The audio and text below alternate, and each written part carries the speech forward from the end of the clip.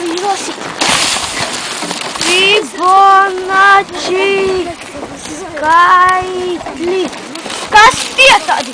Un kas esat jūs? Mēs esam rūķi, kas slepeni novēro balu pamatskolas 5. B klasi. Bet kas ir Fibonacci Nezināt, kas ir Fibonacci Mēs ar tiem sastopamies ik katru dienu. Mēs ar tiem sastopamies matemātikā. Mēs ar tiem varam sastapties arī dabā. Mēs ar tiem sastopamies arī vizuālajā mākslā. Tos arī var saskatīt literatūrā.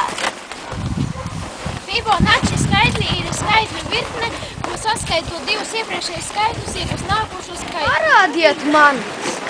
1 plus 1 ir 2. 1 plus 2 ir 3. 2 plus 3 ir 5. 3 plus 5 ir 8. 8 plus 13 ir 21. 13 plus 21 ir 34. 21 plus 34 ir 55.